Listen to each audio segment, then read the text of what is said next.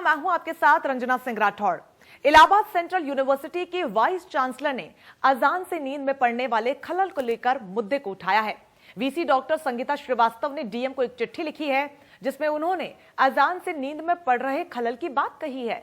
उनका कहना है कि रोज सुबह 5:30 बजे मस्जिद में होने वाली अजान से नींद खराब हो जाती है। डीएम को पत्र लिखकर कार्रवाई की मांग की है। सोशल मीडिया पर वीसी संगीता श्रीवास्तव की चिट्ठी तेजी से अब वायरल हो रही है। प्रोफेसर संगीता का मानना है कि जिस तरीके से लाउड स्पीकर की आवाज आती है उसके कारण उनकी नींद बाधित होती है, जिससे काफी परेशानियों का सामना करना पड़ता है।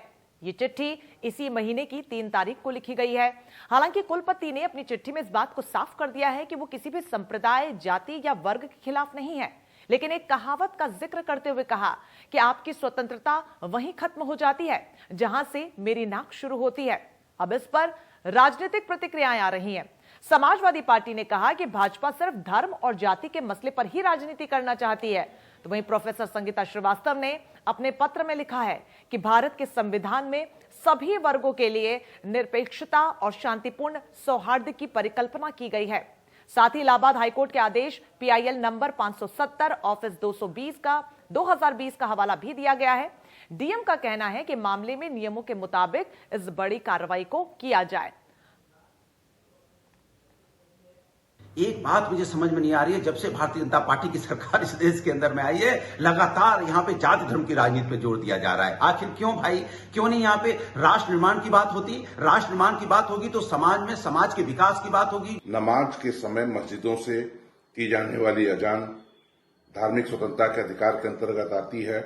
यह इस्लाम का एक अभिन्न अंग है, लेकिन लाउड स्पीकर या किसी अन्य उपकरण का प्रयोग करना संवैधानिक रूप से उचित नहीं है। माननीय उच्च न्यायालय इलाहाबाद ने 15 मई 2020 को अपने डबल बेंच के ऐतिहासिक फैसले में इस प्रकार के उपकरणों के माध्यम से की जाने वाली अजान को गैरकानूनी बताते हुए शासन से इस पर प्रतिबंध लगाने के लिए इलाहाबाद विश्वविद्यालय के एक बड़े अधिकारी ने इस प्रकार से अपनी नींद प्रभावित होने को मैटर को लेकर जिस प्रकार से मांग की है, उसको उच्च न्यायालय ने पहले ही समझते हुए इस प्रकार के आदेश पारित किए हैं। मैं उत्तर प्रदेश सरकार से मांग करता हूं कि मस्जिदों पर लगे माइक कम किए जाएं, आवाज भी उसका वॉल्यूम कम किए जाएं।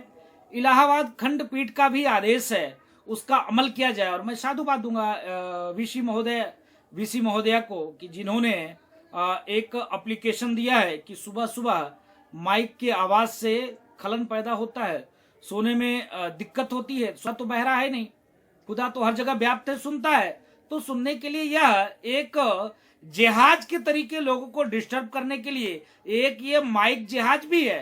इलाहाबाद के वीसी ने जो खत लिख करके आज लाउड स्पीकर पर अजान की पाबंदी की बात कही है, जिसकी हम लोग सख्त अल्फाज में मजम्मत करते हैं। उनके इल्म में ये बात होनी चाहिए, अपने मुल्क की तारीख से उनको पूरी वाकफियत होनी चाहिए कि अपना पूरा मुल्क पूरी दुनिया में अपनी गंगा जमनी तहजीब के लिए मशहूर है, जाना जाता है। इस मुल्क में तमाम लोग एक दूसरे के मजहब की पूरी तरीके से इस दूसरे के मजहब का इज्जत और एहतराम करते हैं, और यही वजह है कि हमेशा से मस्जिदों से अजानें और मंदिरों से कीर्तन भजन की आवाजें फिजा में गूंजती रहती हैं। कभी किसी के नींद में उससे खलल नहीं आया करता है। देखिए, हम सब जिस मुल्क में रहते हैं ये मुख्तलिफ मजहब के मानने वालों का मुल्क है। यहाँ पर मुख्तलिफ त्यौहार भी मनाए जाते हैं। जहाँ मस्जिदों से अजानों की आवाज़ आती है, वहीं पर मंदिरों से भजन और कीर्तन की आवाज़ आती है, और कोई भी मुसलमान इन तमाम चीज़ों पर एतराज़ नहीं करता है।